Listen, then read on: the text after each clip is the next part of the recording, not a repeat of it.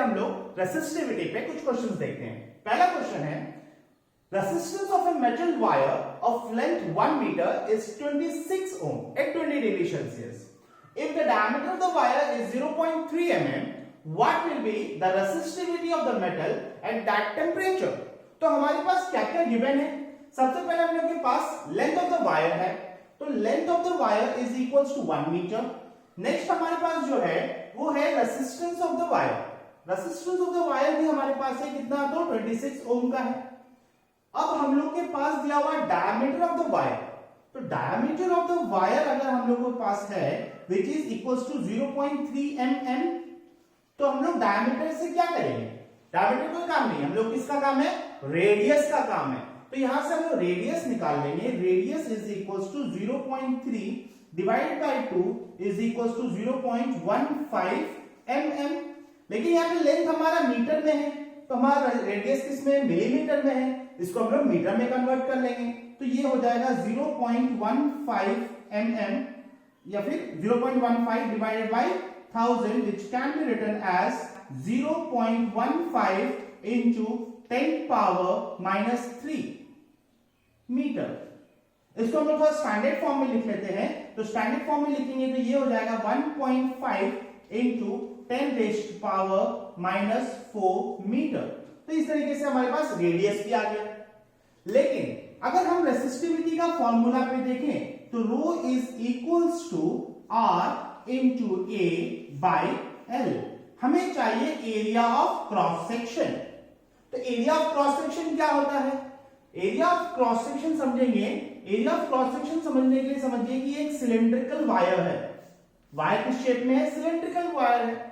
तो एक एरिया का मतलब, एरिया ऑफ क्रॉस सेक्शन का मतलब हुआ इसका जो एक सर्कुलर पार्ट है। जैसे कि हम जानते हैं एक सिलेंडर बनता है, जब हम लोग सर्कुलर प्लेट्स को एक के ऊपर एक के ऊपर एक के ऊपर रखते जाए तो वो एक पूरी तरीके से सॉलिड सिलेंडर बन जाएगा, सॉलिड सिलेंडर बन जाएगा।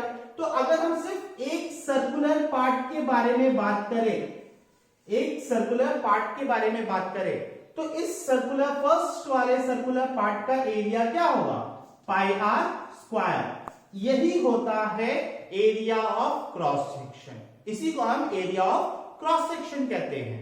तो यहां पे इस कंडीशन में हम लोग रेसिस्टिविटी के लिए फॉर्मूला लिख सकते हैं, rho is equals to r into pi r square divided by l, where a is equals to pi r square. है कि नहीं? तो अब देखते हैं, इजीली अब हम लोग निकाल सकते हैं। तो rho is equals to resistance का वैल्यू हमारे पास पता है क्या है? 26 ओम इंटू पाई का वैल्यू हमको पता है 22/7 इंटू 22/7, और यहां पे आर का वैल्यू हमने निकाला है 1.5 इंटू 10 पावर माइनस 4 का होल स्क्वायर। जब इसको हम लोग कैलकुलेट करेंगे, रो इज इक्वल 26 इंटू 22 को करेंगे तो 572 आएगा इंटू 1.5 का स्क्वायर, 1.5 15 का स्क्वायर 225, क्योंकि यहाँ पे 1.5 था तो 2 के बाद डेसिमल लगा दिए, तो 2.25 इंटू 10 पावर 4 2 माइनस 8। कितना इजी वे में कैलकुलेशन हो सकता है इसका? 7, और यहाँ पे क्या था? लेंथ हमारा 1 मीटर का था, तो 7 इंटू 1, तो नीचे हो गया 7। जब इसको हम लोग कैलकुलेट करेंगे, इनटू करते हैं, तो अप्रोक्सीमेटली समथिंग हम लोग को आ जाएगा 1287 divided by 7 into 10 rays power minus 8। अब जब हम इसको डिवाइड करेंगे ना, तो हमारा वैल्यू आएगा 183.8 something approximately into 10 raised power minus 8 approximately।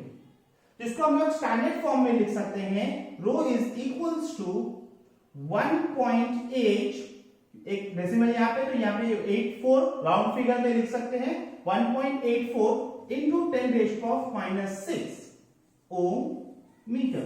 This is the resistivity of the material।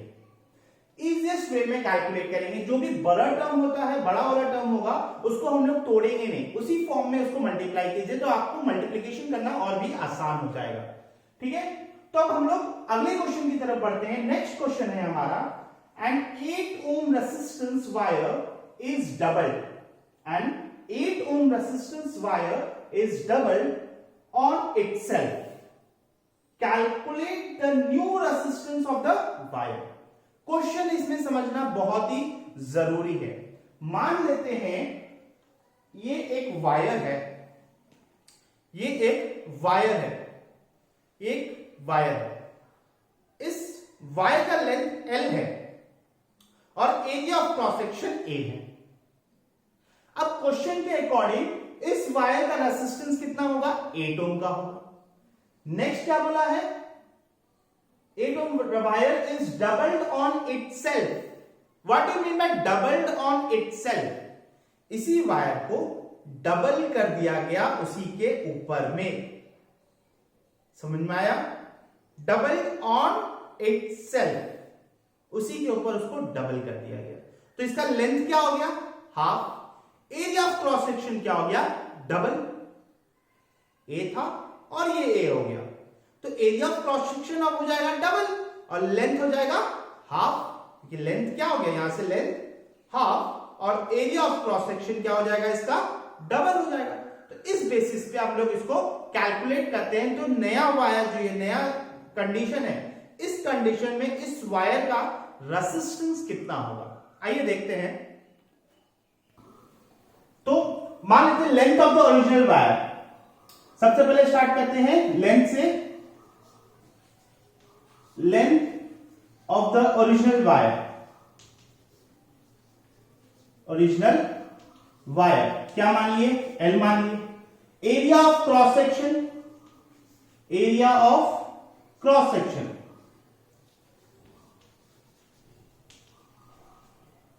इसको A मान लिए। तो रेसिस्टिविटी क्या हो जाएगा? और हमारे पास रेसिस्टेंस भी दिया हुआ है, फिर भी हम लोग रेजिस्टेंस को R ही मान लेते हैं। तो रेसिस्टेंस चलिए ले लेते हैं। Resistance is equals to R।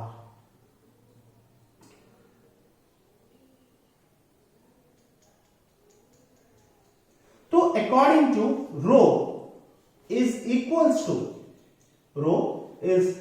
To R into A by L, ये होगा। इस कंडीशन को हम लोग फर्स्ट कंडीशन मान लेते हैं। जब length of the original wire L है और area of cross section A है, रेसिस्टेंस उस वायर का R है, तो रेसिस्टिविटी ऑफ द वायर क्या हो जाएगा? R into A by L। अब क्या बोल दिया गया?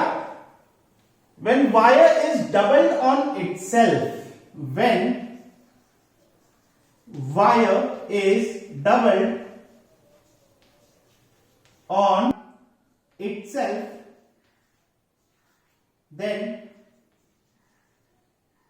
क्योंकि ये क्या हो रहा है? वायर का जो लेंथ है उसको डबल कर दिया जा रहा है उसी के ऊपर में, तो इसका लेंथ क्या हो जाएगा? Half. Then length of the wire is equals to L by 2, half हो गया। लेंथ उसका क्या हो जाएगा? हाफ हो जाएगा। और area of cross section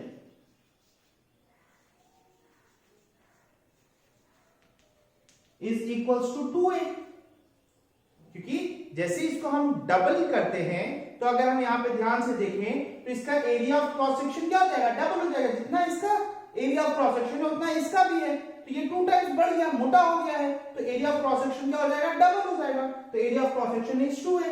in that और रेजिस्टेंस जो भी हो R डैश मान लेते हैं। यहाँ पे रेजिस्टेंस को यहाँ पे हम लोग क्या मान लेते हैं? क्योंकि रेजिस्टेंस बदल जाएगा, क्योंकि हम बताए थे रेजिस्टेंस किस पे डिपेंड करता है? लेंथ पे और एरिया ऑफ क्रॉस सेक्शन पे।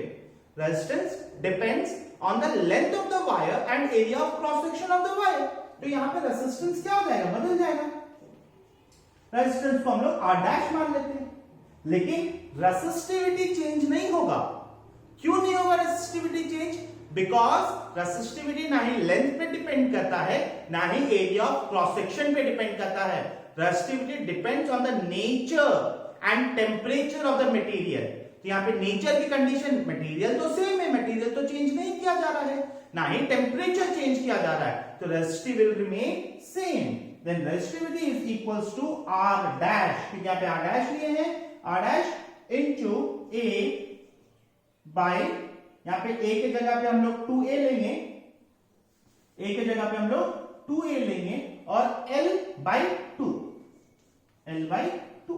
तो इस कंडीशन को थोड़ा सा और क्लियरिफाई करके लिखते हैं, then rho is equals to R dash, l by 2 है तो 2 ऊपर चला जाएगा, तो ये समथिंग कुछ 4 R dash into a by l, l by 2 है, 2 ऊपर चला गया, 2 2 सा 4 R dash into a by l। तो इस कंडीशन को हम लोग मान लिए सेकेंड। अब अगर हम देखें फर्स्ट और सेकेंड कंडीशन से, क्योंकि इसका और फर्स्ट कंडीशन और सेकेंड कंडीशन दोनों का LHS सेम है, इसका रेजिस्टिविटी और इसका रेजिस्टिविटी क्या होगा, सेम होगा, तो हम लोग लिख सकते हैं R into A by L is equals to 4R dash into A by L। हो जाएगा ये। इसको थोड़ा सा और हम लोग क्या करते हैं, थोड़ा सा चेंज करते हैं, इसको इस फॉर्म में लेकर के आते हैं, तो R dash by R, R dash by R, R dash by R, तो ये L ऊपर चला गया, L into A, L into A, और ये नीचे आ जाएगा, तो 4 into A into L। देखें तो ये A कैंसिल हो जाएगा, L दोनों तरफ से कैंसिल हो जाएगा, क्या बच रहा है हमारे पास, तो R dash by R is equals to 1 by 4। और हम लोग को resistance of the wire, original wire का रेसिस्टेंस हम लोग को दिया हुआ है, resistance of original wire R is equals to 8 ohm। Calculate the new resistance, तो न्यू R डैश हम लोग को कैलकुलेट करना है, तो R के वैल्यू में रख देंगे, तो R dash by 8 is equals to 1 by 4, then R dash is equals to 8 by 4, 2, then the new resistance R dash will be 2 ohm। अब आपको समझ में आया होगा किस तरीके से हम इसको कैलकुलेट कर सकते हैं। तो यहां पे खास चीज ध्यान देने वाली बात यह है कि जब हम लोग उसको ऑन इट्स ओन में इसको डबल कर देते हैं, तो इसका लेंथ तो हाफ हो गया, लेकिन area of cross section double हो गया। यहां पे रेसिस्टेंस वायर का जरूर चेंज हो जाएगा, क्योंकि रेसिस्टेंस डिपेंड करता है लेंथ और एरिया ऑफ क्रॉस सेक्शन पे वायर के, लेकिन यहां पे resistivity will remain same. Resistivity in both the condition will remain same, because resistivity depends on the material of the wire and on the temperature. So resistivity will remain same. On that condition we can write equation first is equals to equation second.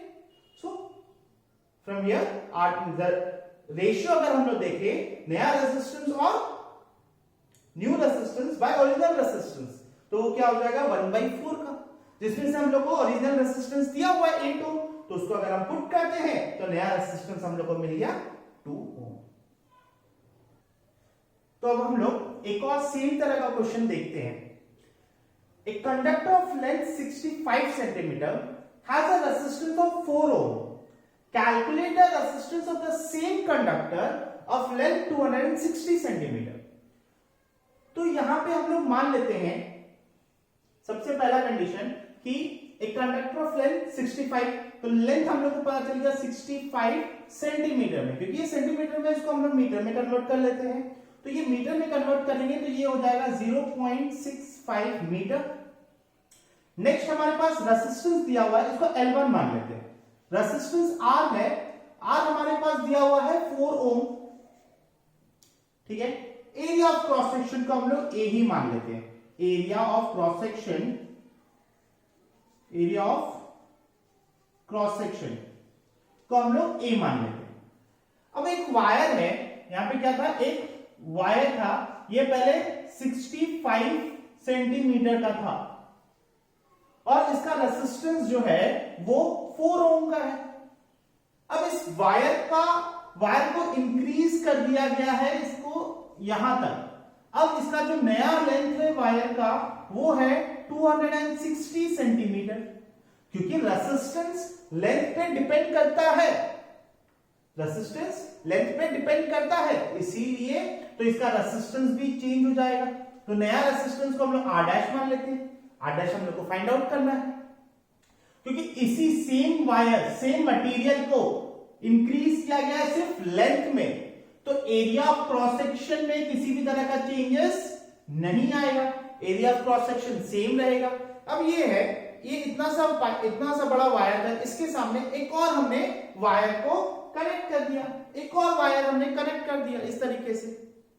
अब इसका क्या हो गया, length increase हो गया, लेकिन area of cross section क्या हो गया, सेम रह गया। एरिया ऑफ क्रॉस सेक्शन क्या है, सेम रह गया। तो एरिया ऑफ क्रॉस सेक्शन में किसी भी तरह का चेंजेस नहीं आएगा, है कि नहीं। तो हम लोग यहाँ पे एरिया ऑफ क्रॉस सेक्शन को ए ही रखते हैं। अगर इस कंडीशन पे हम रेसिस्टिविटी देखें तो R into A by L1, जहां पे R हमको पता है 4 ओम का है, into area of cross section a ही रखते हैं, और L1 जो है वो हमारा 0.65 मीटर। ये हो गया वो फर्स्ट पॉइंट ले लेते हैं। अब नेक्स्ट कंडीशन में हमारे पास लेंथ ऑफ द वायर को इंक्रीज कर दिया गया, L2 is equals to 260 centimetre, which can be converted into metre में हो जाएगा, तो ये हो गया 2.6 मीटर। ठीक है, अब यहां पे रेसिस्टेंस R डैश हम लोग को निकालना है और area of cross section will remain same, is equals to A.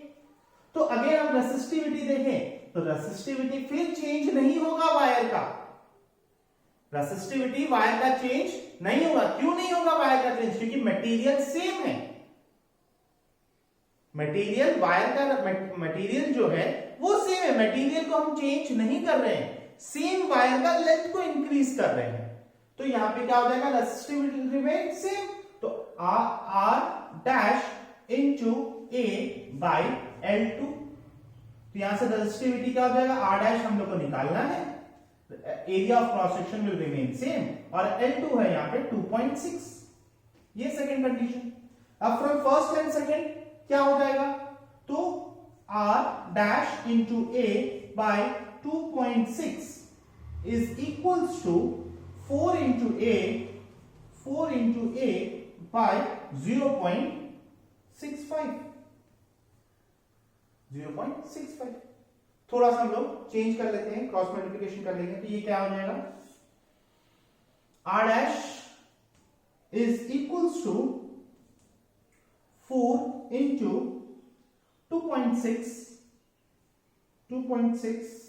Into A by A into 0.65।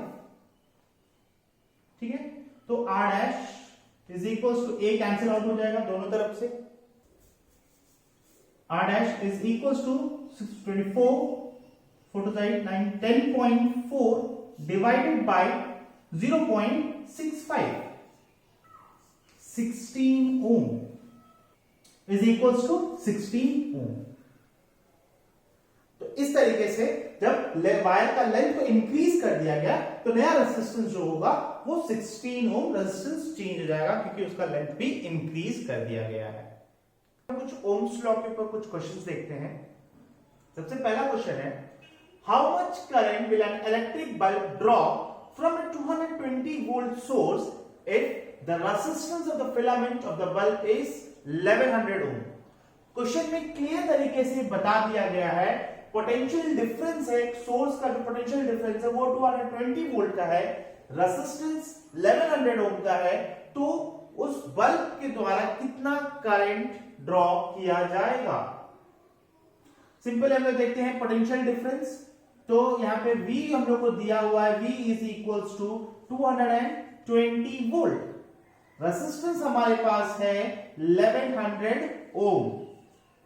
क्या बच गया, हम लोग को करंट फाइंड आउट करना है according to Ohm's law.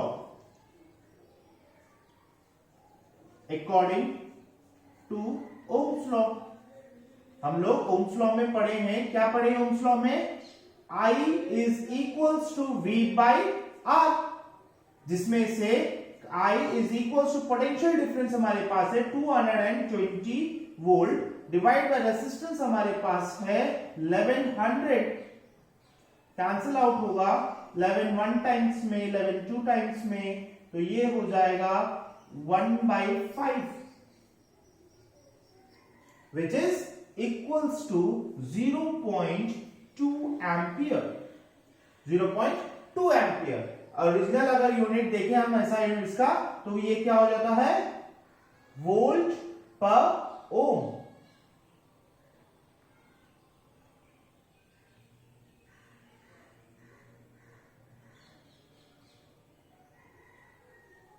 Zero point two ampere ये हो गया। तो करंट कितना ड्रॉ किया गया, 0.2 एम्पियर करंट ड्रॉ किया गया एक बल्ब के द्वारा when the source is 220 volt and the resistance of the filament is 1100 ohm। Simple तरीके से। अब हम लोग नेक्स्ट क्वेश्चन की तरफ बढ़ते हैं। सेकंड क्वेश्चन हमारा क्या है, the potential difference between the terminals of an electric heater is 250 volt when it draws a current of 10 ampere, what will be the heater draw if the potential difference is increased to 300 volt। तो पहले सबसे first condition में यहां पे दिया हुआ है कि potential difference across the ends of A electric heater is 250 volt. ये 250 वोल्ट हमको मिल गया। When it draws a current of 10 ampere, जब उसका पोटेंशियल डिफरेंस 250 वोल्ट था, तो उसके द्वारा जो करंट ड्रॉ किया गया वो 10 एम्पियर का करंट था। और बोल रहा अगर पोटेंशियल डिफरेंस को इंक्रीज करके 300 वोल्ट कर दिया जाए तो उस वक्त करंट कितना ड्रॉ किया जाएगा। तो सबसे पहले हमको इसका रेजिस्टेंस निकालना पड़ेगा, क्योंकि जब पोटेंशियल डिफरेंस 250 वोल्ट था तो करंट कितना 10 एम्पियर उसमें ड्रॉ किया जा रहा था। इसका मतलब कितना रेजिस्टेंस होगा वहां पे, रेजिस्टेंस हम लोग को निकालना है। तो according to Ohm's law R is equals to V by I which can be written as R is equals to potential difference हो गया 250 बाय करंट हो गया हमारा 10, then R is equals to 25 ohm. तो यहां से हम लोग को R निकल गया, रेजिस्टेंस आ गया 25 ओम। अब हम लोग को सेकंड कंडीशन के लिए, जब हम लोग का पोटेंशियल डिफरेंस 300 ओम कर दिया है, 300 वोल्ट है, तो हम लोग को पता है रेजिस्टेंस कितना है उस सर्किट इलेक्ट्रिक हीटर का रेजिस्टेंस कितना है 25 ओम का। नेक्स्ट अब हम लोग इसमें क्या करेंगे, करंट फाइंड आउट करना है कि कितना करंट ड्रॉ किया जाएगा। Same according to Ohm's law I is equals to V by R, I is equals to V by R which, तो पोटेंशियल डिफरेंस यहां पे हमारा हो गया 300 डिवाइडेड बाय 25, तो यहां 12 टाइम्स में कैंसिल हो जाएगा, तो I is equals to 12 ampere. Simple, 12 ampere will be the current drawn when the potential difference is increased to 300 volt. Simple तरीके से इस ओम्स लॉ के ऊपर में हम लोग न्यूमेरिकल्स बना सकते हैं।